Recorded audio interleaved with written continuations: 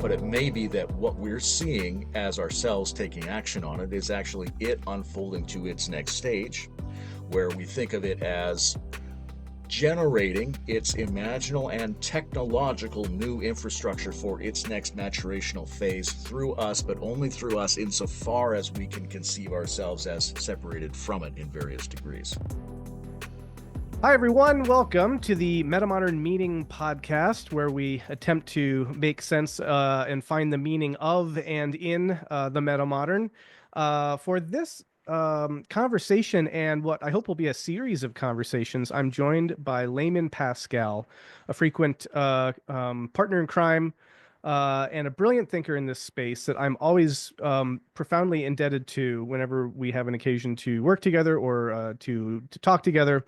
Provisionally, I've came up with this idea of calling this sort of realizing the biosphere, because I want to talk to Layman about his thoughts around the relationship of humanity and the biosphere, kind of the human and the ecological, and dive into that because, well, as we'll see, there's a lot going on there. And without, I guess, setting that up in any greater depth than that to begin with, let's just dive in and say thanks, Layman, so much for agreeing to do this sort of series and come on this newly renamed podcast. What up, what up? Let's talk anthropoecology. Yeah. Now, when we were talking about this briefly, I thought, we can talk about the Anthropocene. And I thought this was a brilliant term. And then I realized that I just totally ripped that off from first Matt Segal, and I think then he was drawing that from Sean Kelly. But in any event, what we're going to be exploring is in that sphere of space, which is the relationship of the human to the ecological and to the biosphere, particularly in this kind of moment that people are calling the Anthropocene, but viewed through the lens of also Gaia and the notion of the biosphere as more than, let's say, even just a hyper object, more than just sort of the collective system of biological relationships that constitute what we tend to mean by that term in some kind of I don't know, third person object sense, but something maybe agential, something bigger. And so how do we properly situate ourselves in relationship to our kind of collective ecological context? And what is our role also in the sense of like the potential story that we are enacting or playing out or maybe called to participate in? And so when I have heard you talk about these issues in a number of situations, you have a vision for this that I find very compelling, and I would love to hear you talk more about. So that's the expositional setup. I'll stop talking because I want to maybe let you set this up a little bit more, and then I can throw a couple introductory questions by you to get us started on this. But yeah. Here's a story I like. The story I like is solar systems frequently biosphereize when they get the opportunity. Biospheres cultivate within themselves a diversity of species which eventually favors the emergence of a particular sapient species that has specialized functions within that biosphere. That biosphere, being a self-sustaining organism, has something like organs which constitute the species and their symbiotic interactions. We are such a species or set of interactive options. And what is our special function as an organ in that system? Can we even conceive of it as being an organ? We can, in a sense, if we think that our entire evolutionary history as a species has occurred within the particular ecosystem of this potentially superorganism. So there's no reason to think we wouldn't be adapted to it in a special way and mutually adapted with other species to serve functions within that body. So our function would be both a, let's say, spiritual, imaginal, and technological function that is involved in both the anchoring and the flowering of the biosphere as it moves to its next stage of maturation. What I would call it's sort of pregnant right now, right? The biosphere needs to do two things. It needs to regenerate itself. We also are aware of that function of the ecosystem, but it may also spore It may also produce offshoots, right? It may be that the future of a biosphere is to send multiple different kinds of biospheres into surrounding space, maybe even surrounding dimensions, depends what our physics is at that point. So there's a flowering and an anchoring. By anchoring, I mean regenerating function. And the sapient species within a biosphere is especially involved in both of those operations.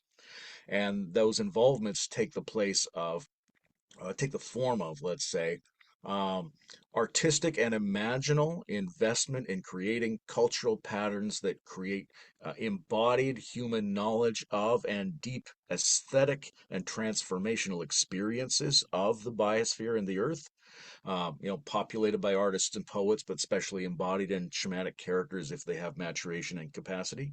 And then the other function is an external function, which is to, over time, develop the intelligent machines that lead the biosphere to be able to super integrate its ordinary functions. It already has a profound degree of integration and coherence. But what can it do as an organism if it grows a new nervous system that can super coordinate complex information patterns instantaneously from the entire ecosystem?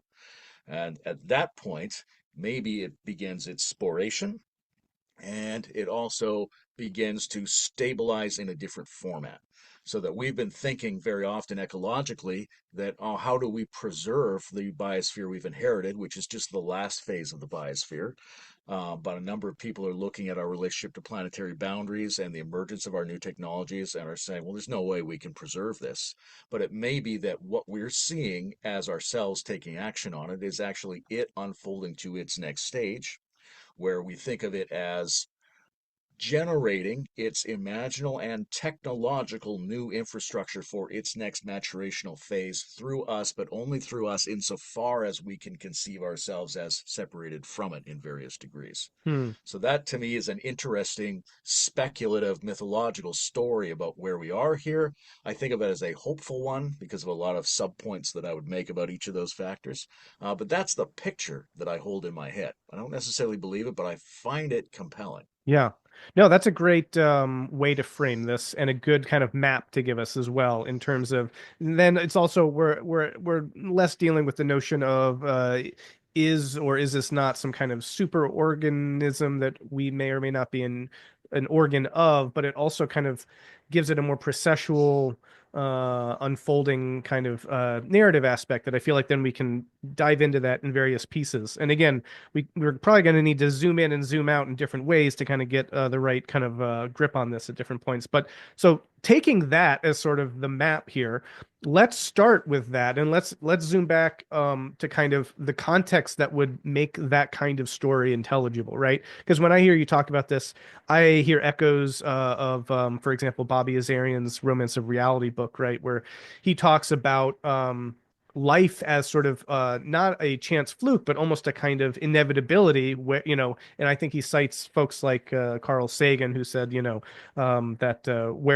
life will emerge, where conditions allows in the sense that up it springs, right? That there's a notion in which when life emerges in the cosmos, it's not just a kind of rather highly improbable confluence of contingent factors that, led to a particular thing occurring, maybe once only in billions and billions and trillions of stars and planetary systems, but actually that there is a kind of logical patterning or a kind of law-like nature to the negentropic forces that we see in the cosmos that have a particular developmental trajectory, life's emergence being one of them. And so that would suggest, if that is the case, then far from us being the only instance of this, we might see this all over the place, or maybe it already has been all over the place. Maybe we're a consequence of that. Maybe we are just getting this started, etc. But let's step back a little bit and set that in its context.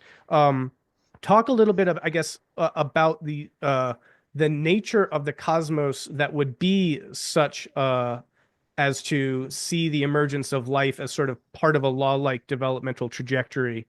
Does that, if that makes sense? Sure. What kind of cosmos does this take place in? It takes place in a cosmos that has something like cyclic endless time, probably, but doesn't really matter because we're in a discrete phase of that process. We have a local time, which is the material time of this last, as we calculate it now, 14 billion-ish years. And what's unfolded within whatever this universe is obeys sets of restrictions or constraints that enable it to be a universe, right? In order to exist at all, in a sense, you have to already have constrained the virtual computational possibilities in order to be a universe that can persist over time and accomplish the production of matter, right? That's still a greater number of constraints. And all of these constraints at whatever levels, from like the pure logical operators to the mathematical constraints to the specific physical balances necessary for there to be entities like us reflecting on the universe in the first place, the collaborative effect of all those constraints forces forth a kind of a telos. Now, the telos is not a pre-specified outcome as if set by an external entity, but it is a set of patterning styles that represent the optimal fit of the constraint influences over time of all of these parameters. So, given enough time, a particular set of attractors start to emerge that could be said to have an aesthetic or a qualitative commonality to them that reflect this best fit solution. But there could be many different specific instantiations of that. We may even see successful instantiations of it at every part of the process. It might be fractally or holographically distributed. But I think the way I'm talking about this is that what nature, what through the biosphere, through the humans and the humans' technology and inner experience is trying to do is to further the kind of flexible teleological but open-ended process that is inherent to the rest of the universe merely by virtue of the fact that it is constrained to being a universe. And again, though, it suggests that life is seems to be a key component of that. Yes. That this is not just a kind of weird side branch. That whatever this process is, almost I don't want to say ineluctably, but by moving through the biological domain is realizing some set of phenomena that are yeah a manifestation of that teleological orientation in its kind of I don't know deepest sense or something like that, right? I mean, it's a very different picture than I think if Neil deGrasse Tyson were to be talking about the cosmos being like, Sure. and then we're just this rock over here and some, some stuff happened here and some molecules did this, right? I guess that was sort of what I was thinking in terms of asking that question is like the kind of cosmos in which what unfolds in the way that you're talking about, there seems to be a kind of developmental progression of these kind of added constraints, to use that language, which makes a lot of sense in terms of, again, that kind of move towards negentropy of a decrease of entropy into more coherent and complex forms. You're kind of adding sets of constraints, and that the biosphere itself is a kind of, it's almost a kind of a paradigm of constraints that in which I don't know things manifest that are of a particular quality that the cosmos is oriented towards. I'm struggling with the wording of Yes, this, but it's some yeah absolutely, yeah. absolutely. It's the biosphere on Earth is our primary example and epitome of the preference for these kinds of patterning styles in the cosmos we inhabit at large. Now, we have to take seriously there's a vast amount of cold space out there, but also each new step in our cosmological understanding and the acuity of our scientific instruments and theories reveals much more richness going on in what we previously thought of as empty space.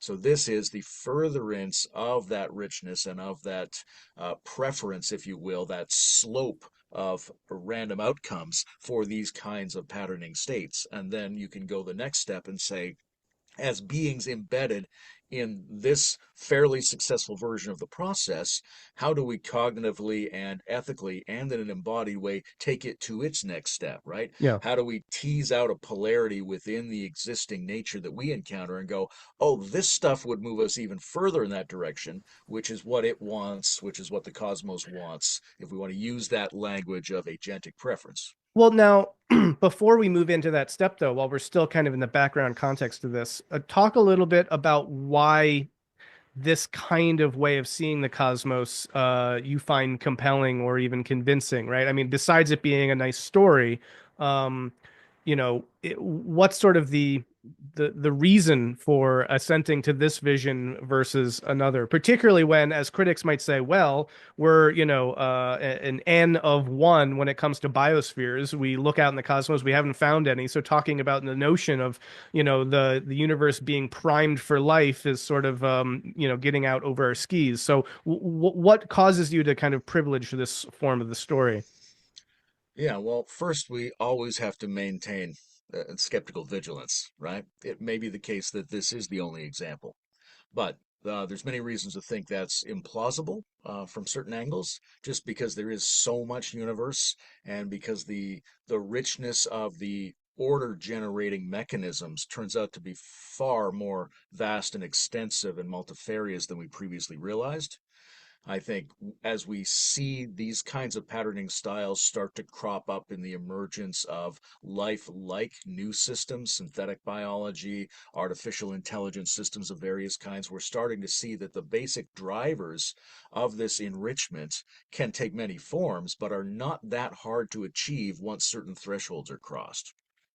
For me, there's an ethical component to this kind of a vision. I think we make the mistake of thinking that the delicacy of a process is something we respond to in a greater fashion if it is rare, right? I don't think that's the case. We think, well, if this was the only one, we really have to look after it. But there's a kind of exhaustion, there's kind of nihilism behind that. Whereas when you think about an infant of one's own species, you think this is a very delicate thing that we have to protect, and we Hmm. have to protect it because there are many instances of it, right? It's not, I don't love this baby because it's the only one that's ever existed. In fact, I love it more. Its specialness and delicacy is related to its repetition factor. There's already something set up that requires my care for it. And I really like, this is maybe a little bit off topic, but Heidegger had some beautiful thinking on how, in the age of the world picture, concern sort of demonstrates a transformation into becoming beings that care. So you can have this biosphere existing for millions, billions of years, but it hasn't been populated, as far as we can tell, by beings that are capable of caring about it in that kind of perspectival Wilbur sense. And the first sign of beings who are becoming capable of caring for the biosphere, which is to say a higher order ethical and emotional participation, is their feeling of concern about the environment, right? For the very first time in the 20th century, amplified by the fact that we in our psyches got that image of the earth from space, got the mass technologies that seemed like they could unsettle everything. We're worried, but in our worrying we perform the gesture of becoming beings who care for it, and the mass production of beings who care for it is essential. Now I Hmm. do relate that care to multiplicity and repetition. I think it's easier to care when actually there are many of these things and it's a normal function that we're supposed to perform. There are obviously a great number of visionary individuals and visionary communities and visionary substances over the course of human experience that uh, very strongly feel that it's a teeming universe of various kinds, right? That has yet to be secured as a physical fact by our science, but it seems unlikely that it would be that rare and that localized if the parameters of the universe are set up to enable it. I feel, let's say, that it is a biophilic cosmos of various kinds. But I also think we need to tell a story that is as broadly synthetic as possible. Right? The notion of a rare planet in an empty universe is beautiful because of the moral challenge it puts to us to be humble and skeptical beings. But there's something There's something about the spread of different basic cosmological visions that we need to bring together in order to empower ourselves as thinkers and in order to generate a more integrative culture. And that means we have to be able to say something like telos without falling into the traps that have been validly critiqued about most teleological thinking. We have to be able to say something about our role as part of nature and something about our role as not part of nature. So the picture I'm sketching out, one of the reasons I find it compelling is because I think it does a decent poetic mythic job of taking many different basic cosmological principles into account. It has like a history and it has a future, it has limitations, it has potentials, it has our involvement, but it doesn't overemphasize our involvement. So what I like is kind of the artistry of the different perspectival lenses that come together in that. And I think some version of that, even though it could be done a different way, is necessary to give us the collective mobilizing spirit to start building cultures that are more integrative. And more integrative cultures are what we depend upon to get out of the stasis of the meta crisis that we're trapped in at the moment. Yeah, there's an interesting element to that that I find meta modern in multiple ways, in the sense of telling stories that have a particular impact or ethos, that have their own sort of utility to them, regardless of anything else, you could say. And you see this in a lot of meta modern works in broad terms, whether that's, the Lego movie and the prophecy that needs to get the thing going and that actually didn't turn out to be true, or Batman, the Dark Knight. I find that whole kind of treatment of that franchise in a bit sort of like a, very late postmodern, very early metamodern sense of, there needs to be some kind of white knight figure to kind of, improve Gotham. Otherwise, it will descend into darkness. And so the power of storytelling for the utility that comes from the believing and the enacting of it is in some ways separable from the kinds of claims in their veracity that they're making, and yet,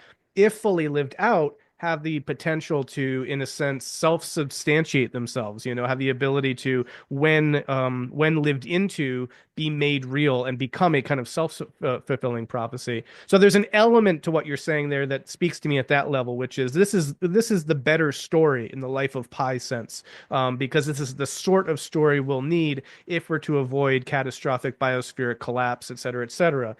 At the same time, there's also the openness in a kind of more, I would say, kind of strong metamodern sense of the teleological component here and the developmental component, which is grand narratological thinking, in a kind of unabashed sense, though in a self-critical way that you're also naming as being essential. And that is saying, hey, maybe it's also more than just a story. And I think we have to leave that open as a possibility as well. And also, there are multiple ways that this story can be the story, even though, let's say, whether or not we are the only current existing active biosphere in the cosmos or not, this could still, a version of this could still hold place. I mean, Jim Rutt, for example, I think he's of the mind that, yeah, we're probably the only one, the only game in town. But hey, this is reason why we need to adopt this kind of consideration for the reproduction of the biosphere and the cosmos, essentially, right? Like we have this precious kind of first to the show experience, and now, let's live up to that challenge, so to speak. So whether we're first or whether we're just, the 10 trillionth, I think that there is this way of thinking about being part of a biosphere in a teleological oriented sort of way that we have a responsibility to it in some senses. And there I wanted to pick up on that metaphor you're using there of tending to a child, because that actually helps me a lot think about the dynamics of this, which is that there is something like reproduction, that when we reproduce the species, when we reproduce culture, we have a sense of reverence for that and the sacrality of it, right? Moments of birth are profound, and by the same token, I suppose moments of death are as well, because they're the opposite end of that spectrum. But when new life comes in, we have it musters, I think, a sense of sacrality that even secular minded folks can get behind the use of a word like that and say yes, totally. And there's a sense in which if we can orient ourselves to the biosphere in that way, to nurture it, to tend to it, and to see it to maturity and development and sort of live out its full life cycle and complete whatever process it's a part of, that is sort of that's a sacred task that I think parents are also familiar with. So there's that analogy there. But at the same time, there's a profound difference, right? Because we are at the same time, parent, but also organ of, right? We're like dependent upon, but also we're, in this potential role of maybe a very unique role of trying to facilitate biospheric reproduction.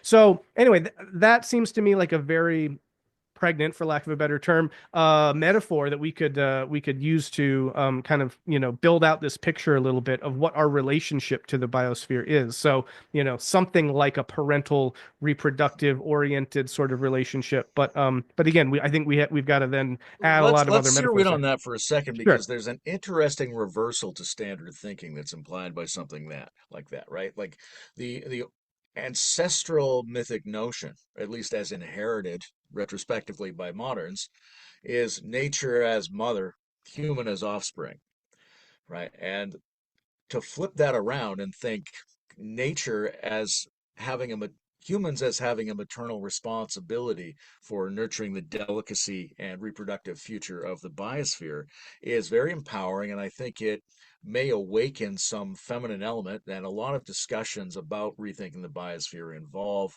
how do we integrate certain kinds of feminine qualities into these stories that we're telling. It puts us in a really interesting position to be parent to this system. And that's a little bit analogous to the way Wilbur frames it, right? In sex ecology, spirituality, one of the problems he has with what he calls flatland ecology is not just that the people don't think in terms of there being any developmental depth opportunities for themselves, it's that size is used as the fundamental indicator of higher levels of complexity, and he Mm, disagrees with that. mhm. He thinks the complexity of the human, which is really the human biospheric system, is greater than the complexity of the biospheric system without us. Don't mistake the fact that it's physically larger than us for meaning that it's the next scale of intelligence. So that's a really interesting critique. We might be larger, just like we might be parental. It might be smaller. It might be the child in some ways. There's different ways to finesse that.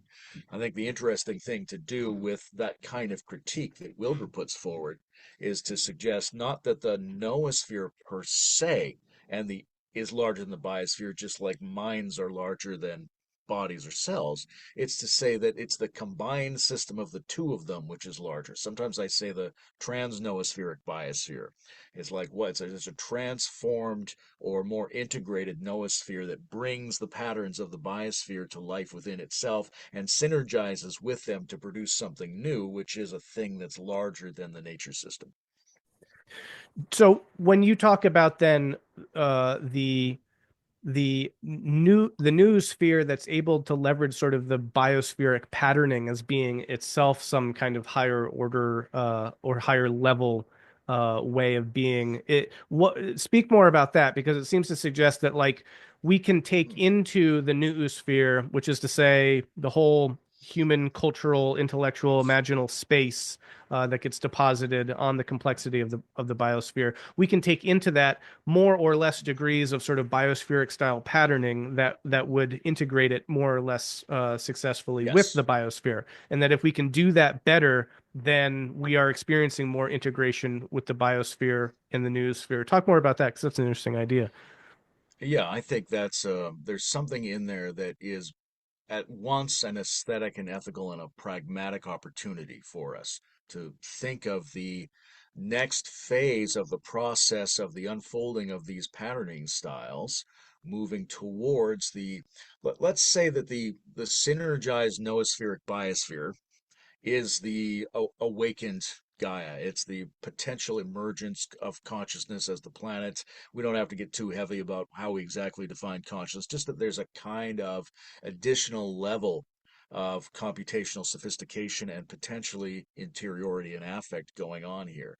And that it's dependent upon the noosphere being enriched by this patterning style that's already present in the biosphere to the point that it actually can exceed that, right? What we've got now is a noosphere that, although it's the one we've lived with throughout the modern period and maybe even the human historical period, it may still be the nascent noosphere, right? It's a very nice thing. Okay, we've got satellites now, so technology, the information envelope goes outside the biospheric envelope. Well, yeah, but that's like looking at the fetus after a week, is sort of how I feel about it.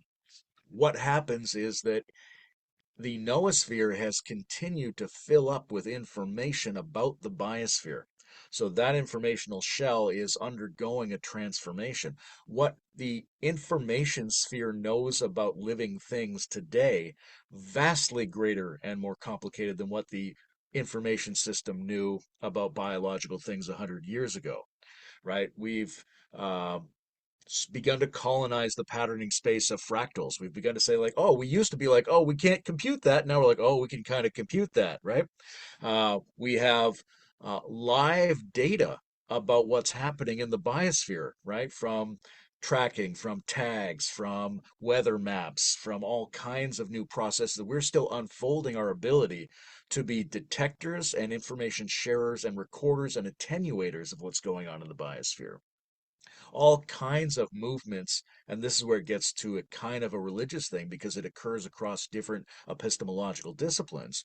All kinds of aspects of life are bringing forward a richer form of understanding of organic systems and the possibility of repatterning our minds, our social bodies, and our technological bodies with that. The perfect example is the biomimicry movement, which is looking for solutions to human technological and social and architectural problems in the way that, especially in the microstructure of the way that organic systems have already solved these constraints. So like that's something every day that process is learning more. Just like every day there's more pictures and drawings and eyeballs on the ecosystem. Right, and these are only two examples of something. If you went just one discipline to another throughout the human species, you would find that the noosphere is increasing the degree to which it is saturated by the richness of biological patterns. And that can be taken as a kind of gestational move toward a super synthesis or a synergizing effect between the noosphere and the biosphere. And at that point, it becomes the biosphere's noosphere, so to speak. Yeah.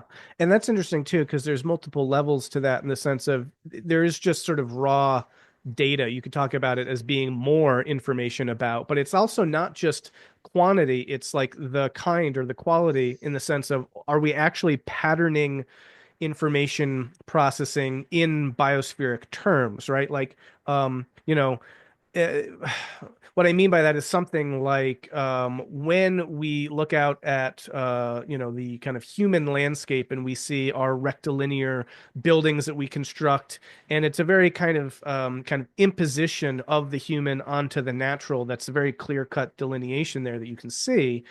But you can also imagine how we might develop technologies of creating structures and buildings and infrastructures that are more nature-like in their layout. So more curved lines and less rectilinear, right angles, that sort of a thing, which will come with increased, structural durability and anti-fragility and these sorts of things. What I mean by that is like if you take that biomimicry into the structural aspect, not just the, quantitative aspect, right? It's not just that like, oh, and now we're covering the earth with more and more urban centers, therefore there's more and more of the biosphere taking over, or I'm sorry, the noosphere taking over. It's like, no, actually, to what degree is the noosphere itself evolving to look more like the biosphere on which it is sort of dependent and what it's emerged out of? And so that's a qualitative aspect that's going to be shifting um, over time. And again, we see that already with certain kind of sensibility shifts and aesthetic shifts that are trying to build in more of that design element into this, which I think is a really interesting aspect. And then that also makes me think of how that plays out developmentally, which is a really interesting thought where you'd almost expect that as this gets going early on, that we would be really close to the biosphere in terms of how we, do everything. And to some degree, that's true if you look at the materials we use of stone and wood and that sort of thing. But at the same time, human thought has always sort of been uh, a kind of impositional uh, addition to, or a kind of force against the natural in a sense, and it has taken some degree of increased accommodation and learning of nature to better adapt to nature's structures to be able to implement those kinds of designs and ways of thinking. And I find that actually very in line with kind of cognitive developmental theory as well, right? It's sort of the thing where, when a baby is born and the first 10 years of life, let's say, the thinking of the child is going to be different than a kind of adult, more mature level of thinking that's been able to integrate and to accommodate more to existence. And they're not kind of imposing themselves as much on things. They're more able to adapt. And that is where a lot of the increased complexity comes from. I think similarly, you could look at the evolution or the development of the noosphere as becoming more adapted, ideally, to its biospheric kind of context and less impositional, less, you could say, assimilatory, right? It's not just trying to put rectangles everywhere. It's like, hey, actually, what if we curve things and we do this, right? And so you could then consider the noospheric cultural evolution process as being its own developmental accommodatory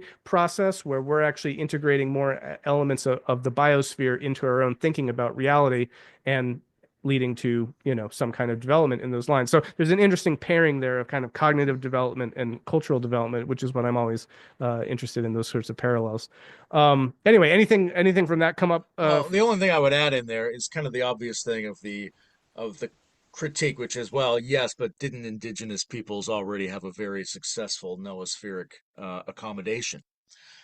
We go, yes, but it only operated in certain domains materially, and it took a very long time to produce that sophistication, right? If you have a group of people who's relatively healthy and they're operating bioregional and they have a story that brings them together and they have a functional maturational pedagogy of some kind, that over many generations they can become exquisitely adapted in a kind of heuristic way at how to accommodate that. And we see these really rich noospheric models of the biosphere that come out of those systems.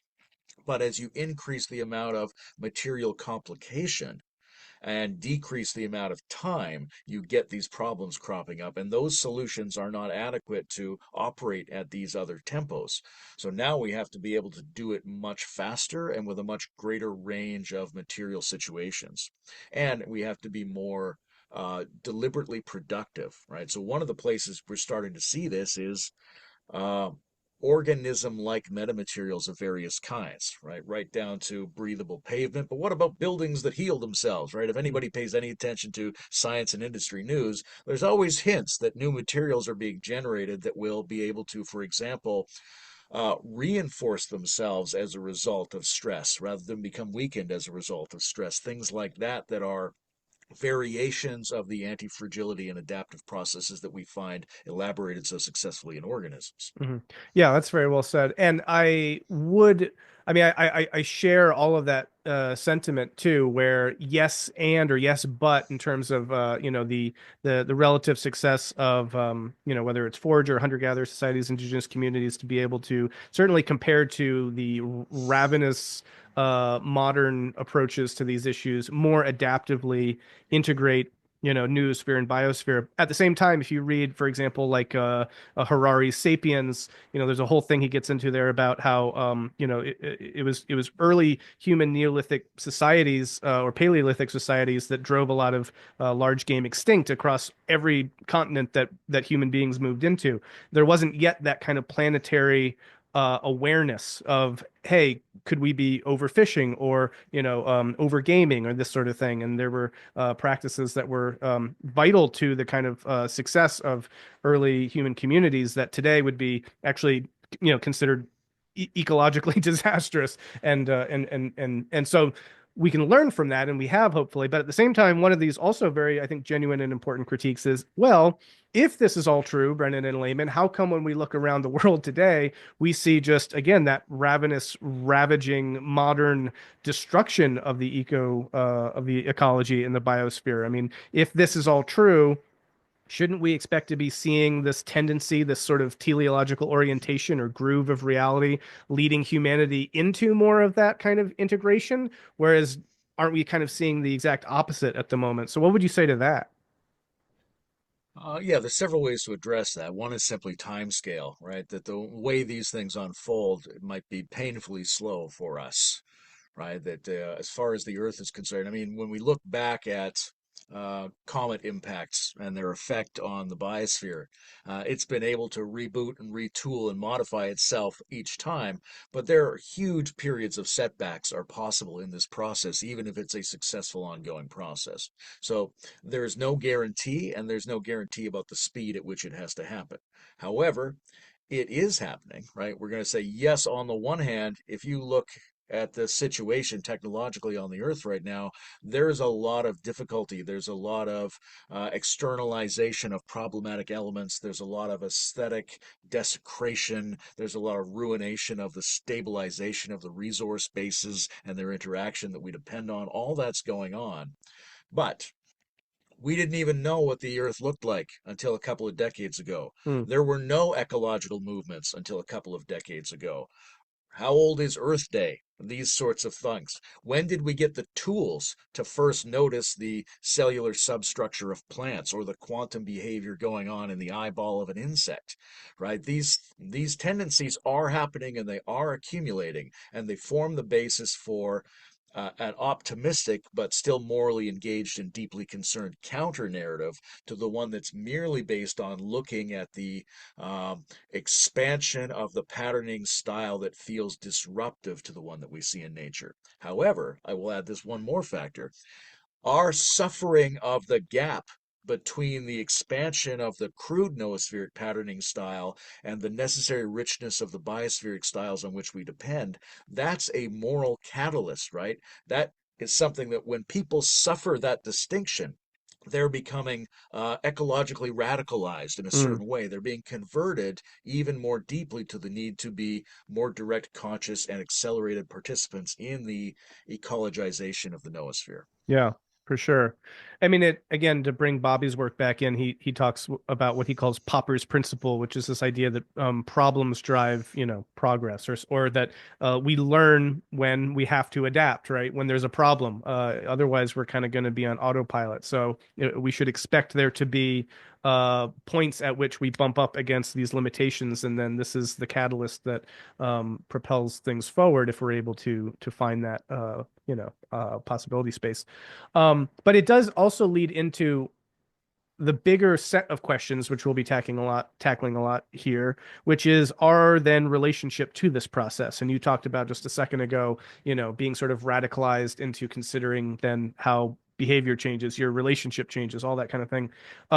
And again, there's a lot that we could talk about that, in terms of all this. But one of those, I think, first kind of things that comes up for me is like, is this an individual shift of behavior in terms of radicalization? I mean, my wife just read A Year Without Garbage, and now we're kind of going all in on like, how can we get rid of plastic from everything that we do if possible? And that kind of radicalization is essential, I think, and really important. At the same time, as many in the kind of environmental movement well know, this is not necessarily just to be put at the feet or on the shoulders, rather, of individuals, right? This is a systemic issue that the way that we run our global economy is vastly more important than, in terms of how that's structured versus how much plastic I buy.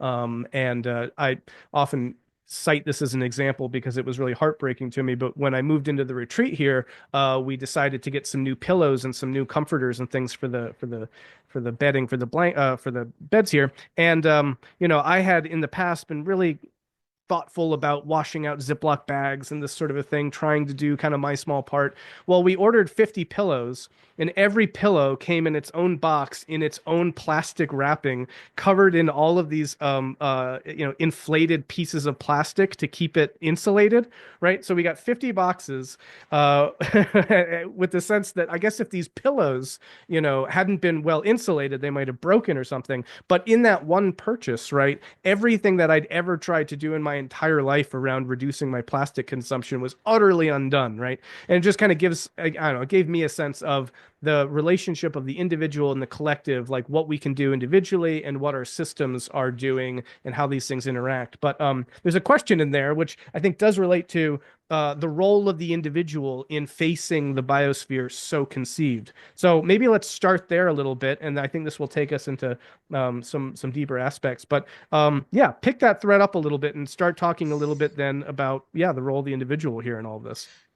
Yeah, the role of the individual is a very interesting one. I think we are finding ourselves placed in positions, if we're lucky enough to be in the reasonably stable parts of the world, where the moral and emotional situation of the map of the world that we're telling each other is forcing us into becoming kind of religionized as theopolitical agents of an eco-technological transformation. We don't quite know how to do it. We're frustrated, we're suffering from it, we're realizing we can't actually materially solve this problem as individual agents, and the pressure that we feel, right, which could be imagined as a, in some sense, a downward pressure from the biosphere into ourselves, the pressure to become more proactive ecologically informed agents, what does that pressure signify if the individual can't fundamentally make much material difference? And in fact, the logic of believing that it rests on the individual is a logic that sustains the problematic collectives, economic and Mm, ideological problems that are generating the difficulty. But even though that's the case, right, that we have to solve the big problems at the level of system implementation and incentives, the individual nonetheless feels that pressure. They feel a drive which is structurally similar to a classical religious drive. mm, And in fact, could be called the most classical religious drive if we trace religion back into the archaic period. So I think what we need to do with a better kind of a story is to start telling ourselves that it's good that we feel that, but it's not prompting us to be the responsible bearers of the outcomes of capitalism, modernity, and technology. We can't turn that around individually. What we can do individually is become more deeply engaged in turning our lives and the lives of our families into noospheric examples of being more highly patterned by biospheric processes. mm. And there are many ways to do that, right? Uh, Drawing a flower, taking a psychedelic plant into your brain, foraging, learning to work in permacultural ways with landscapes, trying to build things that operate using nature's logic. There are all these sorts of functionally available opportunities for our nervous system, our symbolic system, to start to become more deeply colonized by those organic patterns. And I think that's what that drive is prompting us towards. Yeah. We can't really operate individually at the level of materially fixing this. But we do have to materially fix this, but that's a collective and systemic challenge. Our minds need to be colonized by nature. It's sort of not the usual way of talking about that, but it's an interesting way of talking about it. One of the things that you just said, though, brought this idea to mind, and I want to throw by you because so the original notion of like first and second tier kind of comes out of Claire Graves's model of emergent cyclical structures of consciousness and as they're related to particular living conditions. And he hypothesized that basically when you get up to what in spiral dynamics language is called yellow, or in his language is AN, you get this sort of A prime N prime because you're actually reduplicating at a kind of planetary level almost what had been experienced at the individual level when it first showed up in the human consciousness. And then you get again B prime and O prime, and that's sort of like a reduplication almost of that kind of indigenous tribal structure, but again at sort of a planetary level. And this kind of second tier way of thinking now is sort of engaging in those kind of archaic processes in a way, but at this sort of, reduplicated, recapitulated level at a planetary scale, would be how I would talk about that. And what was interesting about that, though, in hearing you talk about the notion of how this sort of triggers in us a very kind of archaic religious impulse, the question is something like this. Is there something that we are seeing then? For example, I'll use myself here. When I got really into and aware of the ecological situation and the need for environmental change and impact, there was a kind of guilt aspect that comes into that, right? Like you examine your lifestyle and you think, how can I make an impact? I'm going to wash out every plastic thing I use, or if I use more plastic than I need to, then do I feel guilty about, right? And as you say, and I might be reading a little bit into what you said a little bit here, but I'm suggesting that maybe there is a kind of analog there to a kind of early religious form of thought that is very much about, like, purity, rights, trying to, do the right thing, and almost a kind of superstitious, legalistic extravagance for the sake of some perceived important religious goal. And I'm wondering if we see some form of that recur at this sort of, recapitulated level in eco-awareness, right? If these moves towards a kind of neo-asceticism to kind of remove all the plastic from our lives is sort of symptomatic of this. And so there's a structural question there, if you think that that's a legitimate thing. And then I guess related to that is, aren't we then in danger potentially of reproducing the various pathologies of earlier forms of religious life at a new register if this is so? It's really hard to know the degree to which higher levels of models can be understood to replicate lower order forms. Certainly, octave-like theories of how energy dynamics function would suggest something like that could be the case. It's definitely engaging to think in that way. There are elements that we can highlight in the new archaic mood that resemble a lot of those old patterns, the new asceticism, the new shamanism, the new ritual cultures, the new kinds of nature immersion, even the new tribalism, the new entheogen patterns, things like that. All of those seem very similar and are a recapitulation at a higher level, if we want to take it that way. Now, some of those ancient problems will be addressed simply because it is operating at a higher level in that story, right? Like, there's a tendency among people who are regional in their worldview to think that a problem has gone away if it's deposited in another region, right? Maybe a lot of people have had this experience of going from a cosmopolitan zone where people are very concerned about the environment. You drive out into a rural zone where people are closer to the land, and suddenly there's just garbage on the side of the road, right? You're like they're too identified with it and with their region to be Hmm. thinking about it from a distance. And as a result, as it goes out of sight, out of mind, the water takes it away. We've just been dumping pollution in this all the time. It wasn't a problem until we were mass scale producers. But at the scale of mass production, there's also a world picture that is a wrapped around. It's an enclosure. It feeds back on itself. So the same process, which is, oh, if there's another place, we can just dump the problem there. That changes if there's no other place. Maybe that place becomes space or something, right? But some of those accumulating problems are handled merely by the fact that it's a bigger scale, even though they push the problem to yet another level, and we'll have to deal with that at some point. So that's one aspect of it. Another one is, I think the process of the colonization of the mind by nature, so to speak, of the production of this planet's noosphere of itself, involves really getting more precise philosophically as well as technically. Right? Technically, we're seeing, oh, nature functions like this and functions like this, and we can actually map that and model that and use it as production. We can build things we didn't used to think we were able to build.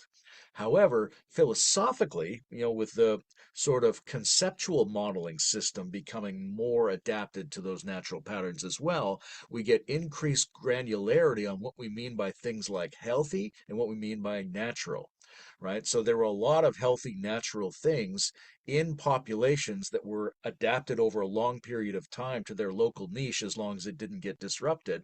But they didn't necessarily know basic adaptable fundamental principles of health and naturalness that could be transported into different environments and deployed there or adaptively modified when circumstances change.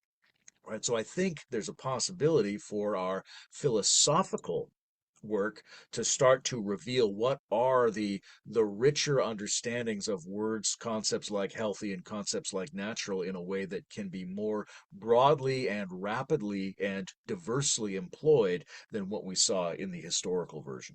Yeah.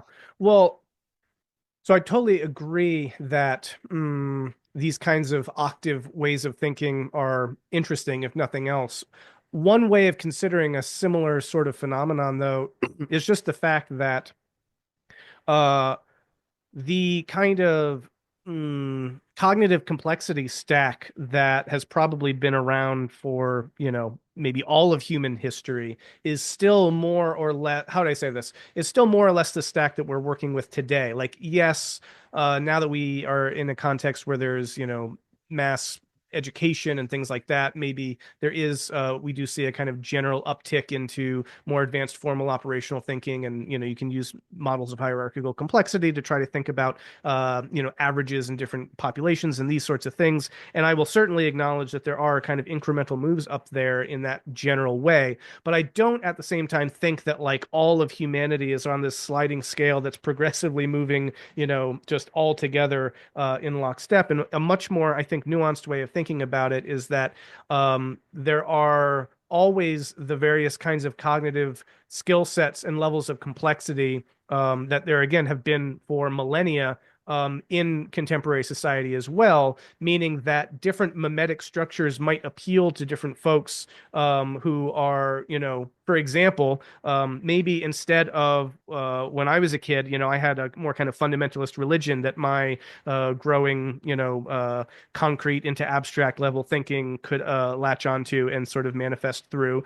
But maybe if you grow up in that cosmopolitan context, it's eco-environmentalism that is your kind of fundamentalist religion that you then manifest that cognitive level of complexity through. And so I guess for me, the question then is that if that is the case, and we're kind of continuing to work with sort of the human cognitive package, then is there something that is of value in those kinds of religious manifestations, whether it is a kind of asceticism or a kind of guilt consciousness, even, or can we leverage those kinds of forms of religious consciousness in service of eco-environmental sensitivity? Or is there something dangerous and awful about doing that? That's sort of the question that I'm trying to ask, but not doing it in a very good way, if you know what I'm saying. I think I do. I think if we are using the lens of developmentalism, whether it's something like there's new emerging levels or there's something like there's just a stack and it's always been accessible in various ways given different technosocial conditions, there are ways of thinking what's a healthy pro green, not green the level, but green like the nature as an aesthetic and an ethic. How do we line them all up along green in a way that's healthy and complementary to each other? And if we come across populations or individuals or periods or parts of ourselves that are fundamentally aligned to, conformist, amber, blue, traditionalist, whatever words we want to throw at that system, it's a very interesting system that has a real place for mass mythological discharges of guilt feelings of various kinds. But you can mobilize. There's been such a richness historically of the ways in which that's done. Hmm. And I might add, in its natural habitat, it's actually quite close to the land, right? It looks a bit perverse when modernity has displaced it from its traditional life conditions. But if you look at amber in any of the ancient sort of high pagan kingdoms, you see most of what they were doing was still farming and fishing, was still moving dirt around with their hands, right? So they were deeply embedded and enmeshed in a constant activity that was driven as a sacred task. And if they didn't perform this sacred shared task serving the human nature relationship, then they felt bad about it. Right? It's as if when you grow out of tribal, in a sense, many sacred things get disrupted because your tribal signifiers are wrecked by the shared mass nation culture of the kingdom. And that wound becomes a kind of generator, a motivator of new activities. And if those activities can be mythically harnessed in repetitive ways that participate in the reconstruction of the natural environment, then you have something that fits in with an ecological orientation at those other levels as well. Yeah. Well, and I guess for me, it's always just been I've seen versions of that unfold, but they tend to seem pathological rather than salutary, right? Like when various ideologies get adopted in a religious modality, they don't necessarily work in a surplus cohesion producing way. Sure. They tend to work more like broken religion. And so I think that's really one of the challenges or tensions here of like when we move into this space of trying to have a collective effort oriented towards nurturing and maybe expanding the biosphere, how do we avoid that reflecting certain kind of pathological forms of sort of displaced religiosity? And on the one hand, we want to leverage those forms of consciousness to that end. And in some ways, it almost seems like that would be an essential aspect of these kinds of endeavors. On the other hand, there's all sorts of ways that that seems prone to go wrong or maybe primed to go wrong. And yeah, at least yeah, I mean, it's always the case that any given operating system, socially or cognitively, can have basic things within it that will always regenerate certain pathologies, but we don't know exactly what those are because we mostly are looking at pathologized examples of these phenomena, right? That kind of a blue collar mythic folk thinking you see in the urban United States today is not a great example of what it would be like under healthy, normal conditions.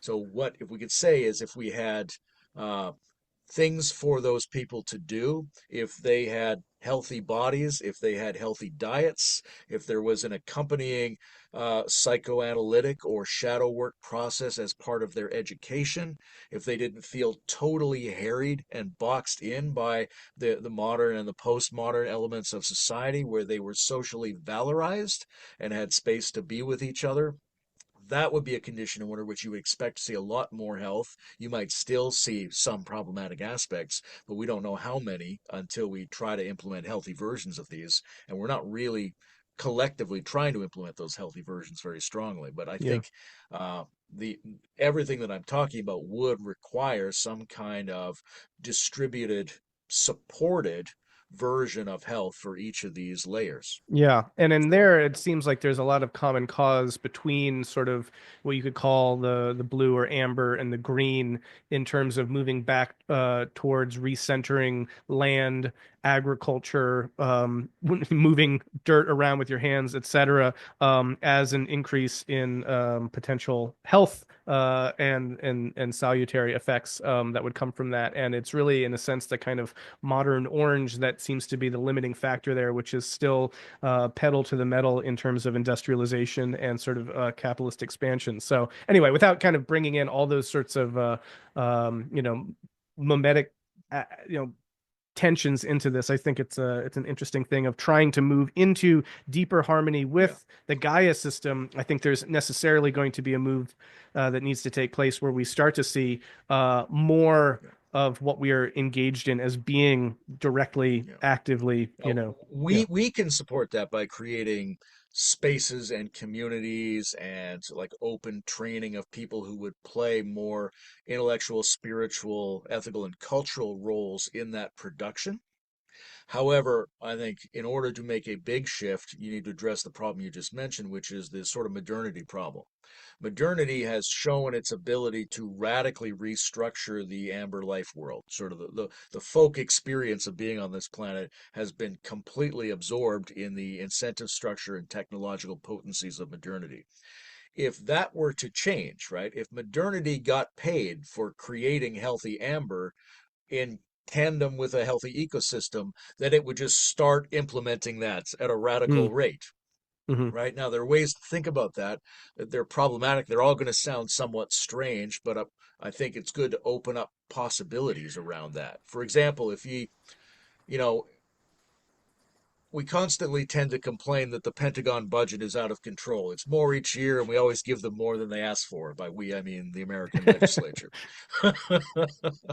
But if they were put in charge of the life and death circumstance of keeping the natural system of the United States rich and intact, then we would say, oh, well, good. Maybe give them even more money, right? I would like to see them radically mobilize and get paid and get hooked on getting paid so that next year they come back and they want an even bigger budget for creating biodiversity and, a more ecologically pervasive and permeable infrastructure, things like that, right? It's possible to think a version, it's in a sci-fi kind of way, of a modernity that works out how to pay itself to force the previous systems to get in line on a generally multi-stage developmental ecological reconstruction of the civilization. Yeah.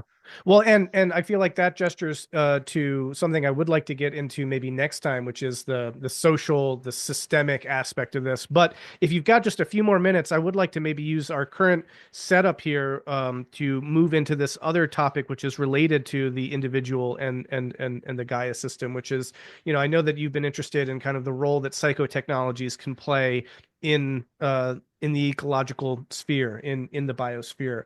And here I feel like if there is a role for individuals to be playing, that's certainly going to be playing out in our own individual minds. But it's a fascinating concept. I hadn't really even entertained the idea. I'd be curious to hear what you're thinking around what that looks like. How do contemplative practices, meditative practice, whatever these psychotechnologies are, maybe it's also entheogens and whatnot. How do those play a role in the individual relationship and realization of the biosphere?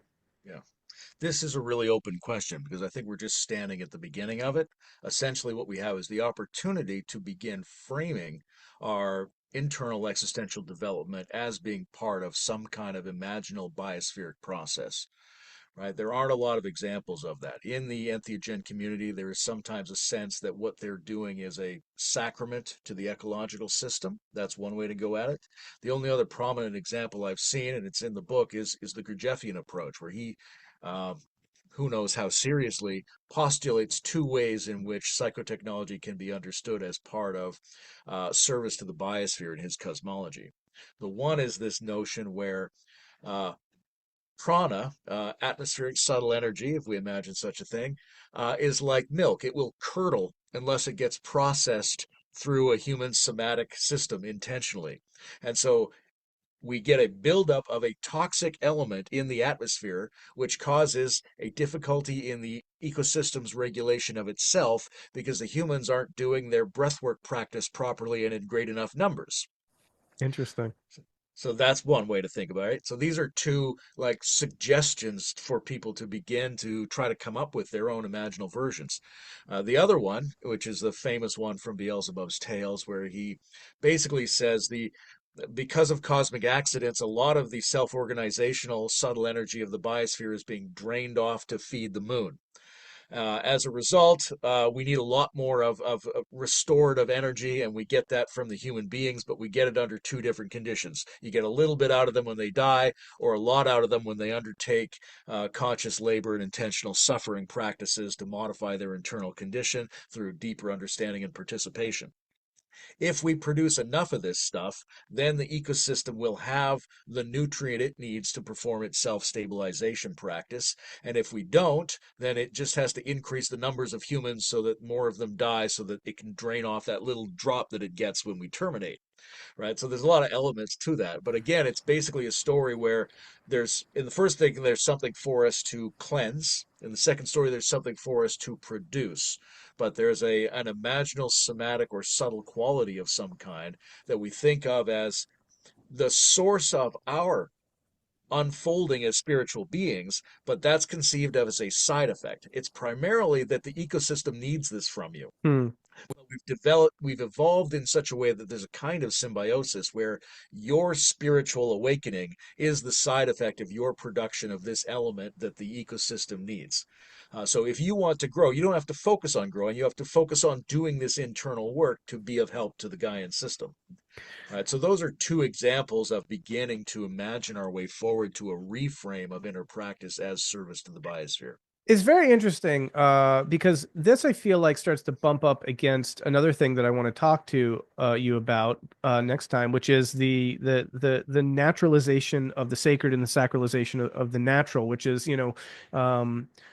there's been a lot of talk in the kind of broader scene around sacred naturalism. I think what was it you and Bruce did? I think did Yeah, we series did on? one with Greg Henriquez as Oh, well, was okay, yeah, involved. and then Greg, of course, and John Vervaeke did a whole thing on transcendent naturalism.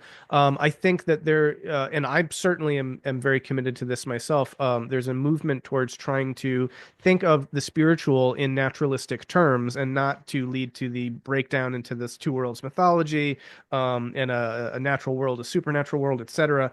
I bring all that up because what you're describing are some imaginal constructs that would seem to potentially run afoul of that naturalizing impulse, right? If we're working with pranic energy that's supposedly out there, but it's sort of outside the bounds of any kind of certainly scientific measurement or any kind of, I don't know, existing naturalistic paradigm to account for, then it seems like we're sort of back in the realm of mythos that might have that kind of galvanizing mythic force to it that could be kind of collectively salutary, but it might also be really problematic and maybe Yeah. it provides a whole new way in which people can really dig into that guilt thing. If you really think about, oh, I didn't do my breath exercises today, I guess I'm destroying the environment. Like that's a whole new way of kind of internalizing religious guilt in that sense. But what I bring that up partially as just a thought and a potential critique, but also because there is a way on that notion of the intentional suffering bit that I feel like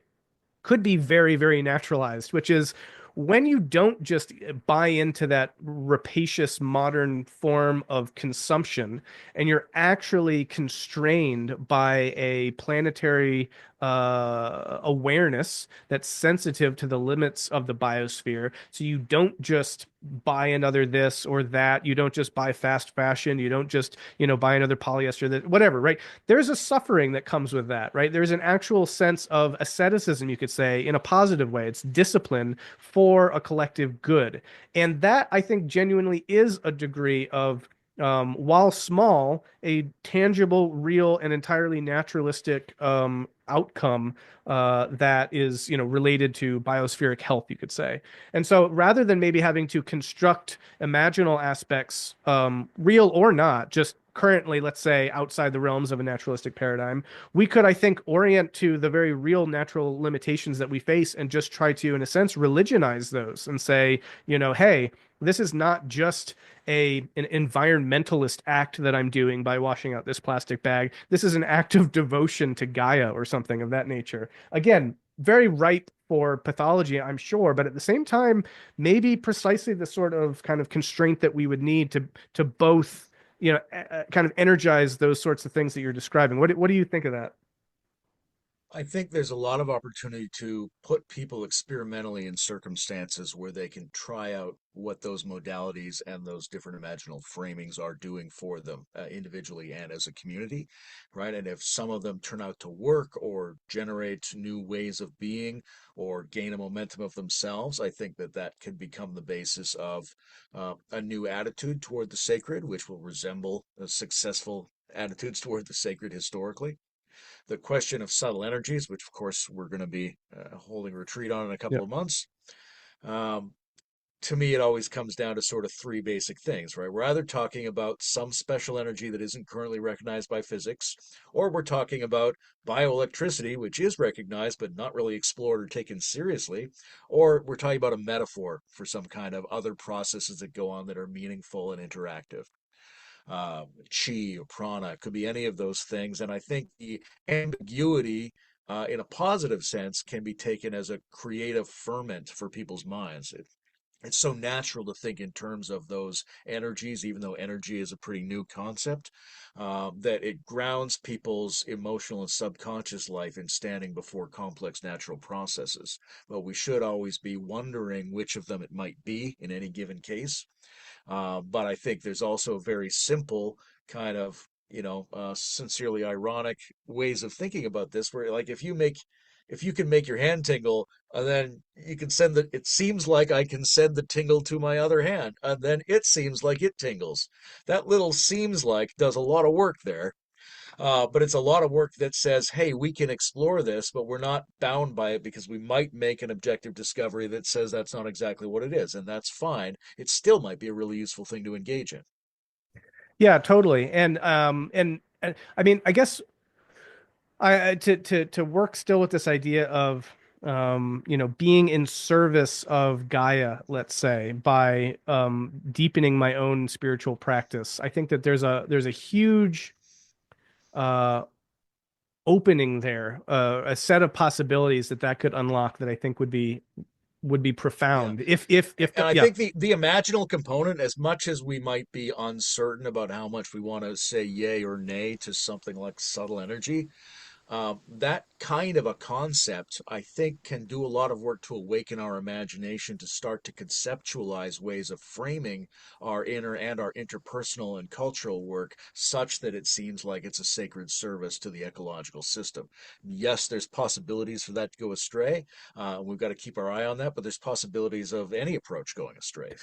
No, definitely. But I also think that everything you're saying does it holds together as part of other things that we've discussed in terms of God as emergent potential and the kind of surplus cohesion aspect that there's some notion, or maybe I don't know, I'm throwing this out and see what you think about it, but like I feel like if we're thinking about spiritual practice as a kind of generation of surplus cohesion by means of bringing into deeper integration the various subsystems of ourselves, if we're doing that, and if that produces certain effects, and if we do that with other people in religion-like ways, that again produces surplus cohesion amongst at the collective level, then it seems like we are engaging in this kind of emergent process underway that we are a part of, that also the biosphere itself has been engaging in, which is this negentropic emergent generation of surplus cohesion through deepening levels of connection and integration, right? So all of that would seem to tie together in the sense of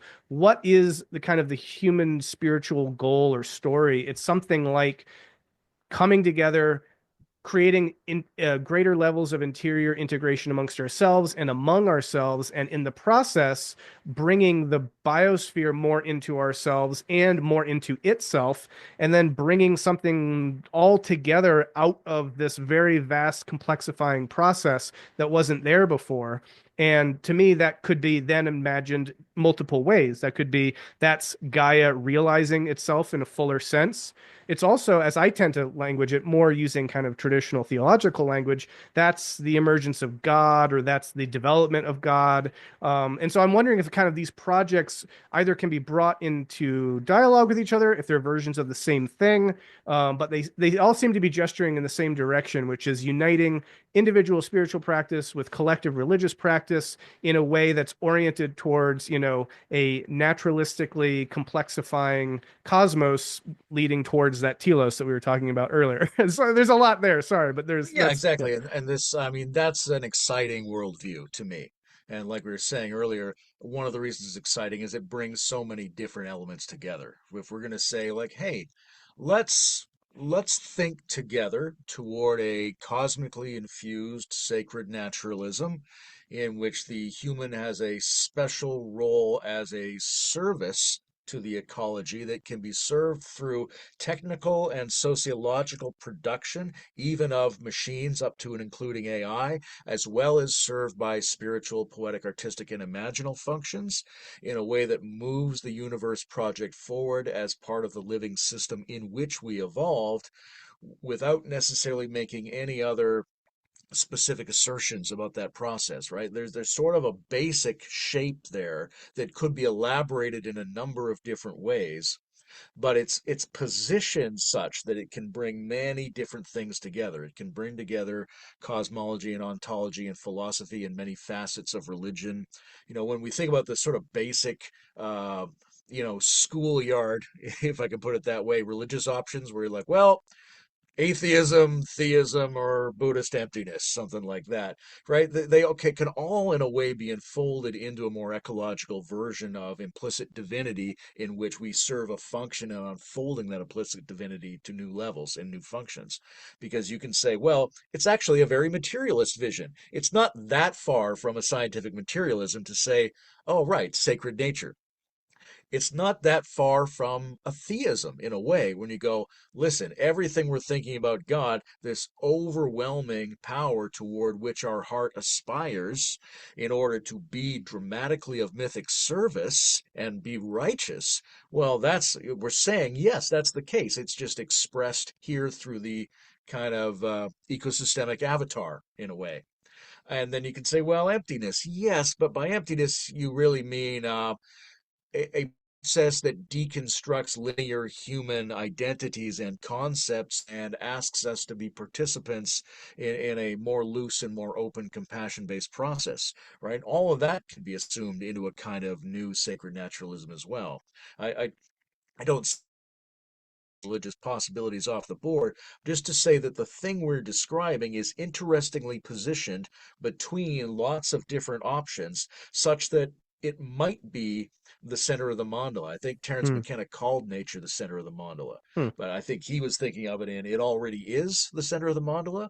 I think we're saying something like there's a structure here that could be located at the integration point of all these other realms of concern that we are also invested in.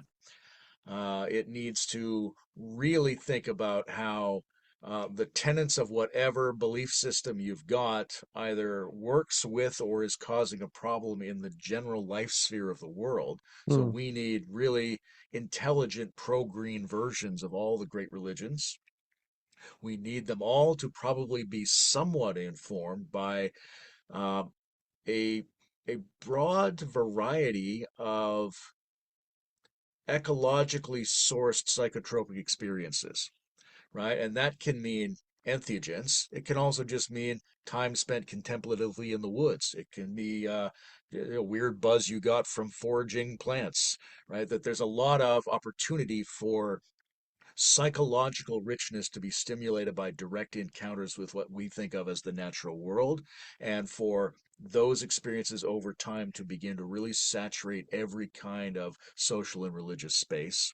And then, like I was saying before, the opportunity for all of us to start thinking of a variety of versions whereby our inner practice lives are somehow directly of service. Even if it's just that idea that we're playing with, it begins a process of creatively exploring, the pattern space of psychotechnologies as service to biospheres. Yeah, one thing that maybe is obvious but just came up for me in a really intense way when you were talking about that is how we're so alienated from the patterns of nature because of the man-made artificial structures that we live in. This is the urban concrete jungles that we've produced for ourselves as our new ecological niche.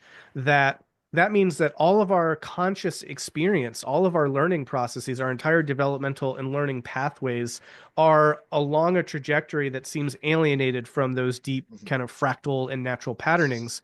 And so that seems like a profound barrier to the kind of biospherically colonized consciousness that you're describing, because in a sense, the more that Mhm. we colonize with sort of early human thought, the natural sphere, and take away that complexity and just navigate along asphalt and concrete and rectilinear lines and everything, none of that complexity then is coming back inside of us that then forms our thought. And so a huge element then becomes public Yeah. design, architecture. This is, again, I think maybe a nice tee up to that sociological element of like, what are the systems we're inhabiting? How do we change those systems to be more in line with these kinds of natural patterns so that that is going into our consciousness and then feeding that kind of feedback loop, so that we're then also producing more structures like that. And so, It's a um, really good question for us to ask ourselves as to whether or not Flatland or models of reality without depth are born from people who largely live in flat spaces hmm, rather than people who move in vertical spaces on a regular basis, hmm. right? And that's sort of one example of thinking about what the environment does to the body that helps create our ideation both socially and religiously. And it's very interesting to think about just a few thousand years ago. The entire history of human spiritual practice basically took place outdoors in the wilderness, right? There weren't special buildings for it. Now the situation's kind of reversed.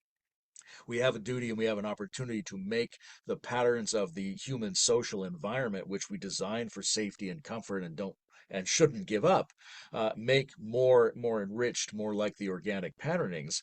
But what we can do instead of going to buildings for spirituality is fundamentally think about nature as a kind of ascetic or pilgrimage or experimental opportunity to go into it for a limited amount of time, right? We already do this to a large degree. People go camping right? And it's a kind of ascetic practice. They're denuding their life of a bunch of things that make it comfortable. They're going to do it as a kind of pilgrimage. They're going to do it enshrined in some natural environment. And their hope is they will feel restored, regenerated, and have a bunch of glimpses of the world that satisfy their soul so they can go back to their social life reinforced.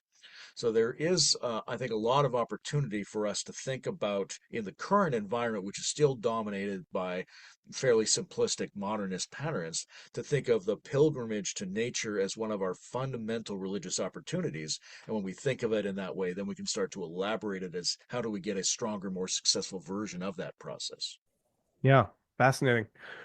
Well, this has been great, as I knew it would be. I thank you, my friend, for your time, and I'm looking forward to, yeah, picking this up next time where we can get into some of those things that we brought up, and I'm looking forward to hearing more about this really fascinating set of topics. And again, appreciate you coming on to talk about it. Till next time. Thank you. Thank you, my friend. All right, talk to you soon.